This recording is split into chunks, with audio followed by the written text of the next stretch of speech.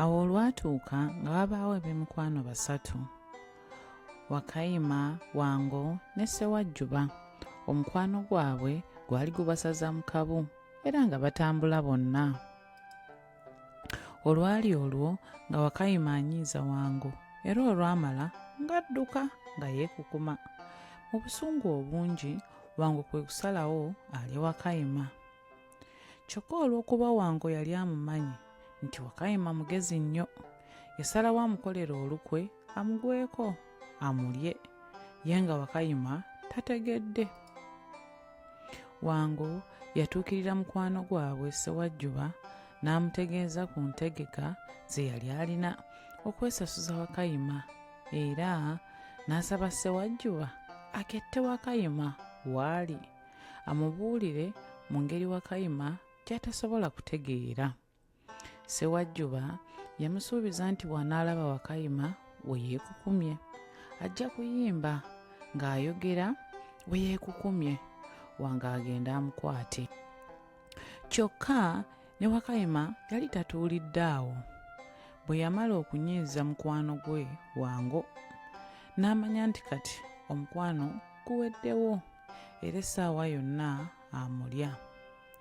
Naye yatuukirira mukwano gwabwe Ssewajjuba n'amubuulirako nga Wango bw'ayagala okumulya, era n'amusaba amukettere era amubuulireko ng'alabye Wango asobole okudduka okwetaasa. Ssewajjuba yasuubiza Wakayima nga bw'ajja okumukettera era ayimba oluyimba olunaamulabula okudduka bw'anaalaba ku Wango. Kyokka jjukira, Wango era naye yali amusuubizza okumutemyako ng'amubuulira Wakayima we yeekwese agenda amulye. Munnange siikulwiseeyo. Olunaku olw'okuliirako Wakayima nga lutuuka, Ssewajjuba bwe yalaba Wakayima nga yeekukumye mu kasonda, kwe kuyimba ng'atemya ku Wango agenda amulye. Yayimba nti, kiri mu nsonda, kiri mu nsonda, kiri mu nsonda. Olwo Wango naye kwe kutandika okusooba ng'ayolekera ensonda gye bamugambye Wakayima gye yali yeekwese.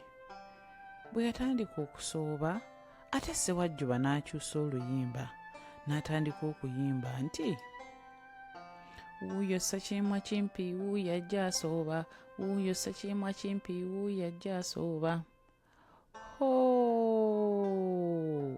Wakayima olwawulira oluyimba luno n'amanya nti Wango ajja kumulya era n'afubutuka n'awenyuuka ng'akaweewo. Wango yalumba mukwano gwe Ssewajjuba n'amutegeeza nga Wakayima bw'amuwulidde ng'ajja, bw'atyo n'adduka era n'amusaba addemu amulabule. N'okutuusa olwaleero Wango takwatanga Wakayima, era Ssewajjuba naye omuwulira ng'ayimba ng'atemya ku Wango nti, kiri mu nsonda, kiri mu nsonda. Ate oluvannyuma n'owulira ng'alabula Wakayima nti, wuuyo Ssakirimwa kimpi wuuyo ajja asooba. Nange awo we nalabira.